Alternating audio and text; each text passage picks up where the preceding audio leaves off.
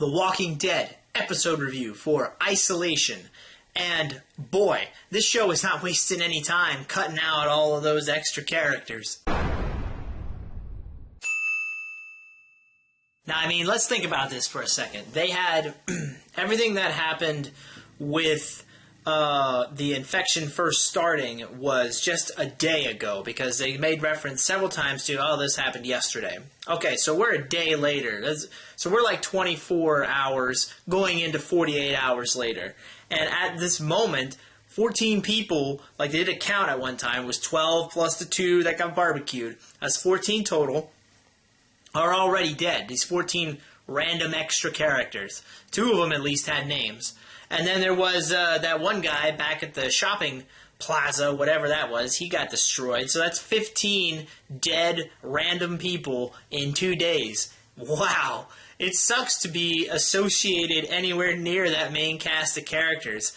It's almost kind of a guarantee that if you meet up with these guys, you're not given a name, or you're only given just a brief bit of backstory, you're dead by the next couple of episodes. And in this episode, man, we had I don't know how many people getting sick. They seemed like just kept filing people in there that were coughing their guts out. It was pretty intense. All right, so let's talk about Tyreese for a little bit.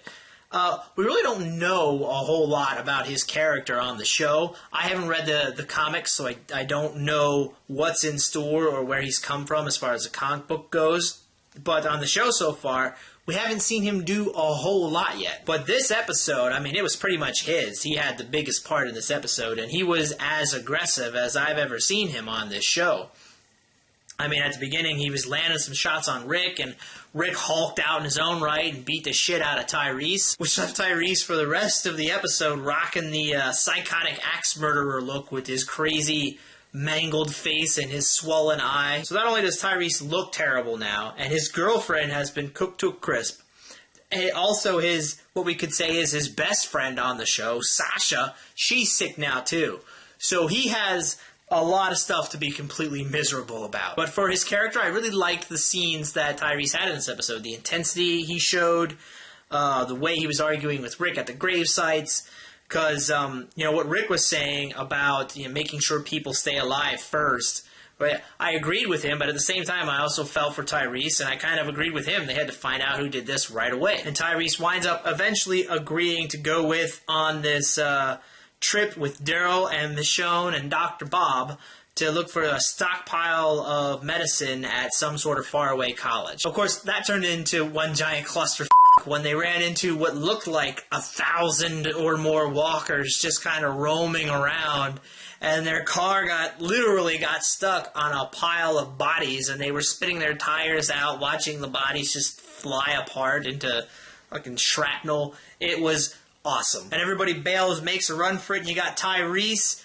At first it looked like he was just sitting, he was just ready to go, man. He was just ready, just come kill me now. But then he just went apeshit, took his hammer and went berserk on all those walkers, and somehow he managed to come out alive at the end and join the others. Alright, so real quick, let's talk about Glenn. Of course, he gets sick. Finally, 3 episodes in, we have a main character actually being infected by this disease that's spreading around.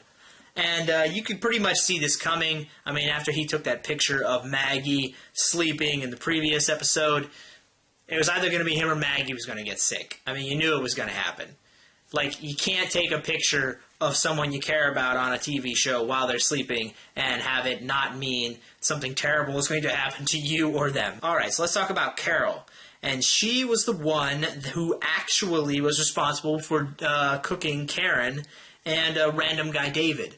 I didn't see that one coming. Now, my wife, she did call it after that scene between Carol and Tyreese. And honestly, I should have seen it coming at that point, too. But I was like, nah, it can't be Carol. But anyway, I can only assume, Carol, she's feeling guilty over what she did, and she basically mentally raped Tyreese. So she kicks over this huge barrel full of water that she thought was empty and just wasted a ton of water.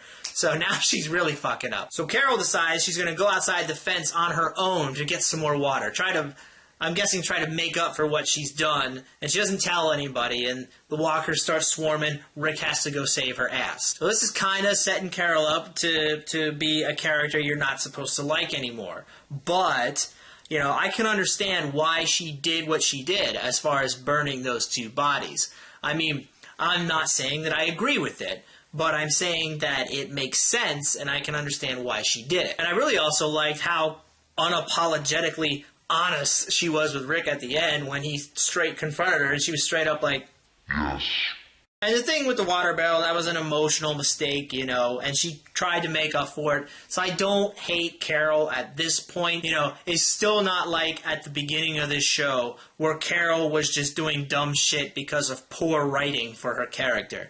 It's nothing like that. This actually makes sense and is a nice, neat little arc they're doing for the character. And you had Herschel in this episode. He's got some sort of berry remedy concoction. He's always got his little mixtures that just help out right at the right spot. And he's trying to lower people's fevers, so he heads into the sick ward when everybody's telling him not to. And he's got the current doctor who's also sick.